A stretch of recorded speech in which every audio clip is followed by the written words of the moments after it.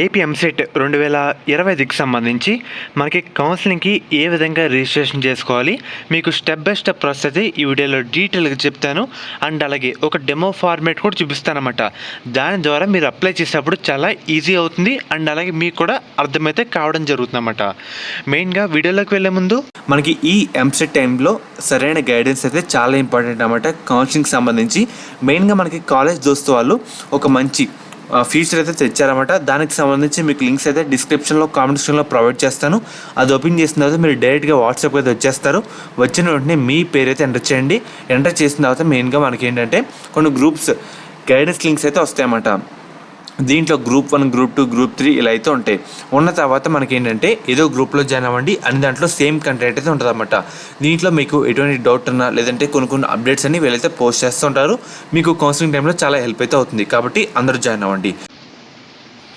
ఒకసారి మెయిన్గా మీరు ఒకసారి స్క్రీన్ మీద చూస్తున్నారు కదా, రిజిస్ట్రేషన్ మనకి ఈ రోజు నుంచి జూలై 16వ తారీఖు వరకు టైం అయితే ఉంది. ఈ టైంలోపు మనమైతే అప్లై చేసుకోవాలి. కౌన్సిలింగ్ సంబంధించి ఫీజు విషయానికి వస్తే కనుక ఓసీ బీసీ విద్యార్థులకి 1200 రూపీస్, ఎస్సీ ఎస్టీ విద్యార్థులకి 600 రూపాయలు అన్నమాట.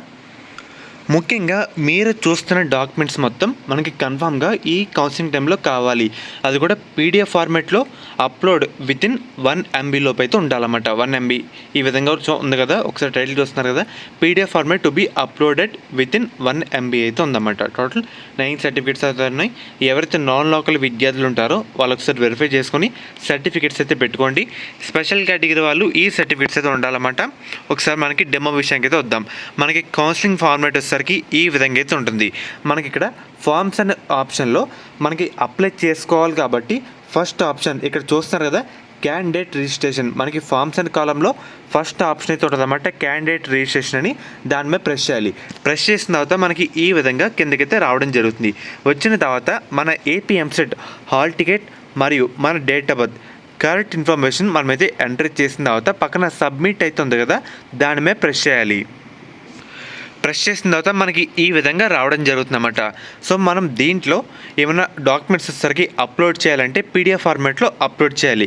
ఇక్కడ మెయిన్గా మీరు ఒకసారి స్క్రీన్ మీద చూస్తున్నారు కదా, కొన్ని డీటెయిల్స్ అయితే ఆటోమేటిక్గా ఫిల్ అయ్యి రావడం జరుగుతుంది.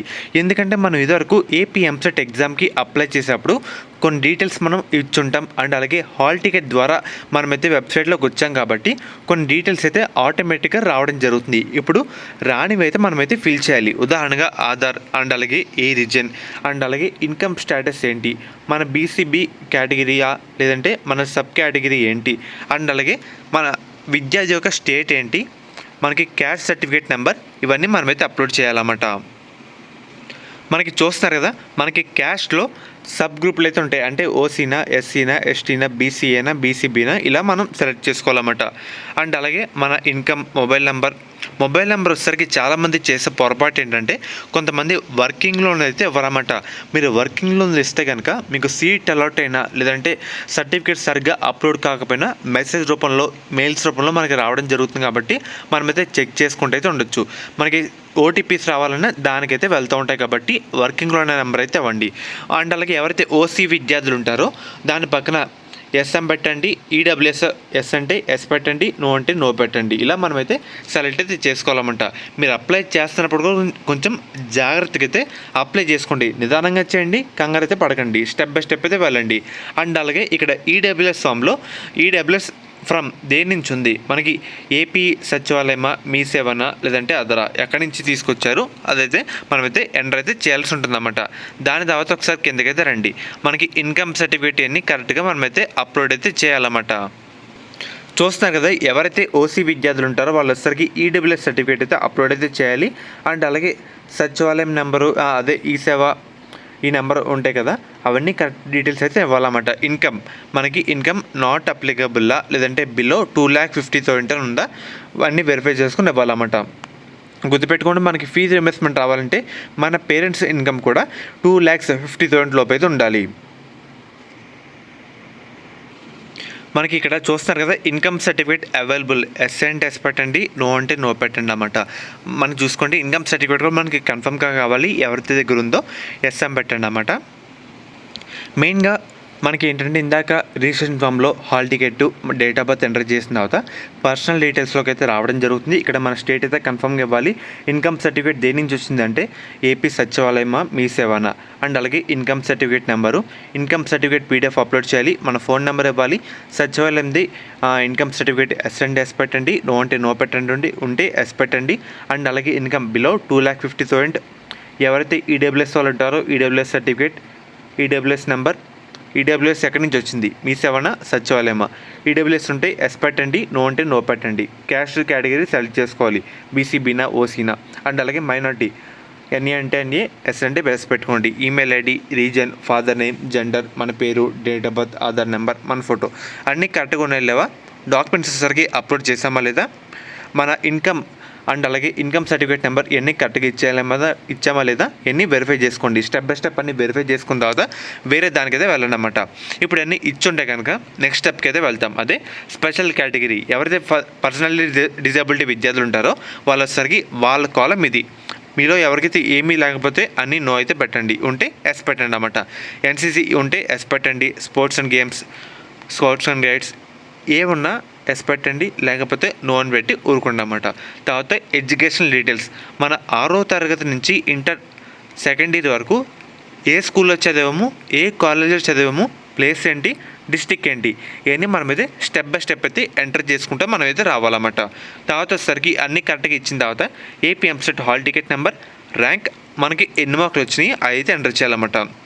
ఆ డేటా ఆటోమేటిక్గా ఫిల్ అయ్యి రావడం జరుగుతుంది. రాకపోతే ఒకసారి మీరు ఫిల్ చేయండి. తర్వాత inter hall ticket number, inter board ఏంటి, మనకి గ్రూప్స్ సబ్జెక్ట్లో ఎంత పర్సెంటేజ్ వచ్చింది, ఇలా రావడం జరుగుతుంది. తర్వాత మీరు ఇచ్చిన అబో ఇన్ఫర్మేషన్లో ఏమైనా చేంజెస్ చేసుకోవాలి అనుకుంటే ఇక్కడ చూపిస్తున్న కాలంలో ఎస్ అయితే పెట్టాలన్నమాట.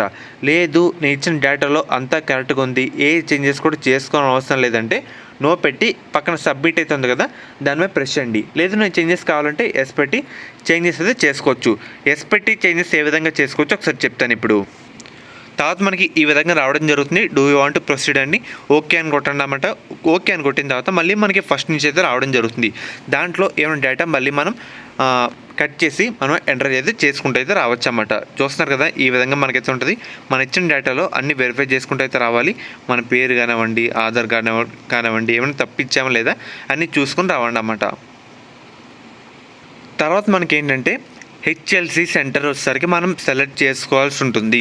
హెచ్ఎల్సి సెంటర్ అంటే ఏంటంటే మనం ఏమైనా సర్టిఫికేట్స్ అప్లోడ్ చేసామనుకోండి, కొంచెం రాంగ్ వచ్చింది, లేదంటే కొంచెం మన కౌన్సిలింగ్ పరంగా కొంచెం ఏమైనా మిస్టేక్స్ జరుగుతున్నాయంటే వాళ్ళు వచ్చేసరికి స్టేటస్లో చెప్తారన్నమాట. ఇలా మీ దగ్గరలో ఉన్న హెచ్ఎల్సికి కాంటాక్ట్ అవ్వండి అని చెప్తారు. అంటే మన ఊరి దగ్గర ఉన్న హెచ్ఎల్సి సెంటర్ ఒకసారి వెళ్ళి మన డేటా ఇస్తే కనుక వాళ్ళైతే సరి చేస్తారు. ఒకసారి మీకు హెచ్ఎల్సీ సెంటర్ సంబంధించి లిస్ట్ అయితే చూపిస్తాను. మెయిన్గా ఇక్కడ చూస్తున్నారు కదా లిస్ట్ ఆఫ్ హెచ్ఎల్సీస్ అని, దాని మీద ప్రెస్ చేయండి. ప్రెస్ చేసిన తర్వాత మనకి ఒక పీడిఎఫ్ ఫార్మాట్లో ఓపెన్ అయితే కావడం జరుగుతుంది. చూస్తున్నారు కదా మీ నియర్ బై విలేజ్లో లేదంటే ఊర్లో ఏ హెచ్ఎల్సీ ఉంటుందో దానికైతే వెళ్తే మీ ప్రాబ్లం అయితే సెట్ అవుతుందన్నమాట. ఇన్ కేస్ కౌన్సిలింగ్లో వెళ్ళమంటే మీరైతే వెళ్ళాల్సి ఉంటుంది కాబట్టి సో చూసుకోండి. ఇదే మనకి హెచ్ఎల్సీ సంబంధించి లిస్ట్ అన్నమాట. టోటల్ 25 కాలేజీలు అయితే ఉన్నాయి. మీకు ఎటువంటి ప్రాబ్లం వచ్చినా నియర్ బై హెచ్ఎల్సీకి అయితే వెళ్ళాల్సి ఉంటుంది. అలాగా మనం హెచ్ఎల్సీ అయితే సెలెక్ట్ చేసుకోవాలన్నమాట. సెలెక్ట్ చేసుకున్న తర్వాత ఇక్కడ కింద టిక్ పెట్టి కింద సబ్మిట్ అవుతుంది కదా దాని మీద ప్రెస్ చేయండి. ప్రెస్ చేసిన తర్వాత మనకి ఈ విధంగా మనకి ఓకే అయితే ప్రెస్ చేయండి అన్నమాట. ప్రెస్ చేసిన తర్వాత ఏంటంటే మనం ఇప్పుడు పేమెంట్ అయితే చేయాలి. ఇందాక చెప్పాను కదా క్యాష్ పరంగా ఎస్సీ ఎస్టీ వాళ్ళకి 600, మిగిలిన వాళ్ళకి 1200 రూపీస్ అని మనమైతే పేమెంట్ అయితే చేయాలి. పేమెంట్ వచ్చేసరికి మనకి నెట్ బ్యాంకింగ్, డెబిట్ కార్డా, క్రెడిట్ కార్డా మన ఇష్టం వచ్చినట్టు సెలెక్ట్ చేసుకొని పే అయితే ఉంది కదా పే అయితే చేయాలి.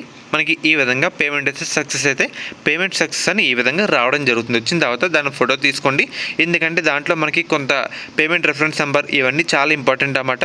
సెలెక్ట్ చేసుకున్న తర్వాత దీన్ని ఒకసారి ప్రింట్అవుట్ అయితే తీసుకోండి. ఇది మనకి చాలా ఇంపార్టెంట్ కాబట్టి ప్రింట్అవుట్ తీసుకోండి. మన అప్లికేషన్ ప్రింట్అవుట్ కూడా మనకైతే చాలా ఇంపార్టెంట్ అన్నమాట. తర్వాత వెనక్కి వచ్చిన తర్వాత మనకి ఫార్మ్స్ అనే కాలంలో క్యాండిడేట్ రిజిస్ట్రేషన్ కింద నో యువర్ పేమెంట్ స్టేటస్ ఉంది కదా దాని మీద ప్రెస్ చేయండి. ప్రెస్ చేసి మీ EAMCET hall ticket number enter చేసి సబ్మిట్ అని కొడితే కనుక మనకి ఏంటంటే ఈ విధంగా వస్తే కనుక పేమెంట్ సక్సెస్ అని వస్తే కనుక మనం ఒక స్టెప్ అయితే కంప్లీట్ చేసాం అని అర్థం. కరెక్ట్గా కౌన్సిలింగ్కి సంబంధించి కరెక్ట్ చేసాము అని అర్థం. ఇన్ కేస్ పేమెంట్ ఫెయిల్ అయి వస్తే కనుక మనకి 2 or 3 డేస్లో మనకి రీఫండ్ అయితే రావడం జరుగుతుంది. ఇదైతే గుర్తుపెట్టుకోండి. తర్వాత ఫార్మ్స్ అండ్ కాలంలో నో యువర్ రిజిస్ట్రేషన్ స్టేటస్, మనకి థర్డ్ ఆప్షన్ అయితే ఉంది కదా, know your registration application verification status అయితే ఉంది కదా, దాని మీద ప్రెస్ చేయండి. ప్రెస్ చేసిన తర్వాత మనకి ఏంటంటే ఇక్కడ చూస్తున్నారు కదా, మన EAMCET hall ticket number, date of birth enter చేసి సబ్మిట్ అయితే కొట్టండి అన్నమాట. సబ్మిట్ కొట్టిన తర్వాత మనకి ఈ విధంగా రావడం జరుగుతుంది. Your application has been registered successfully and application is under verification వస్తుందన్నమాట. అంటే మనం సక్సెస్ఫుల్గా రిజిస్ట్రేషన్ చేసుకున్నాం అని అర్థం. చేసిన తర్వాత అఫీషియల్ వాళ్ళు, టెక్నికల్ వాళ్ళకి ఒక టీం అయితే ఉండదన్నమాట. అంటే మనం ఇచ్చిన డాక్యుమెంట్స్ మొత్తం కరెక్ట్గా ఉన్నాయి లేవా ఎన్ని వెరిఫై చేస్తారు కాబట్టి మనది ఇంకా వెరిఫికేషన్లో ఉందని అర్థం. వెరిఫికేషన్ కంప్లీట్ అయితే వెరిఫికేషన్ కంప్లీట్ అయిందని మనకైతే రావడం జరుగుతుంది. ఇలా మనమైతే వెరిఫై అయితే చేసుకోవాలన్నమాట. అండ్ అలాగే తర్వాత ఫోర్త్ కాలం చూస్తున్నారు కదా, ప్రింట్ వెరిఫైడ్ అప్లికేషన్ అని, దాని మీద ప్రెస్ చేయండి. మన EAMCET hall ticket number, date of birth enter చేయండి. ఎంటర్ చేసిన తర్వాత మన అప్లికేషన్ అయితే ప్రింట్అవుట్ తీసుకోండి అన్నమాట. మనం ఇందాక ఏ విధంగా అప్లై చేసామో దాన్ని ప్రింట్అవుట్ తీసుకుంటే మనకు సరిపోతుంది. ఈ విధంగా మన రిజిస్ట్రేషన్ ప్రాసెస్ అయితే ఉంటుంది అన్నమాట. ఈ విధంగా మనం అయితే అప్లై చేసుకోవాలి. గుర్తుపెట్టుకోండి, మీరు ఫోన్స్లో అయితే అప్లై చేసుకోవద్దు. మీ దగ్గర ఉన్న నెట్ సెంటర్కి వెళ్ళండి, లేదంటే మీ తెలిసిన ద్వారా అయితే అప్లై చేసుకోండి అన్నమాట. మీకు బెనిఫిట్ అయితే ఉండడం జరుగుతుంది. ఎందుకంటే వాళ్ళ దగ్గరుండి ఈజీగా చెప్తారు కాబట్టి మీరు అప్లై చేసేటప్పుడు కూడా మీ డాక్యుమెంట్ మొత్తం క్లియర్ కట్గా విజిబుల్గా అయ్యేలాగా అప్లోడ్ అయితే చేయండి అన్నమాట. పీడిఎఫ్ ఫార్మాట్లో ఉండేది ప్రతిదీ క్లియర్గా ఉంటే సరిపోతుంది. వాళ్ళకి ఇబ్బంది ఉండదు. మీ డాక్యుమెంట్ కూడా కొంచెం ఫాస్ట్గా అయితే అప్లోడ్ అయితే చేస్తారు కాబట్టి మీకు వెరిఫికేషన్ కూడా ఫాస్ట్గా అయితే అవుతుందన్నమాట. ఈ విధంగా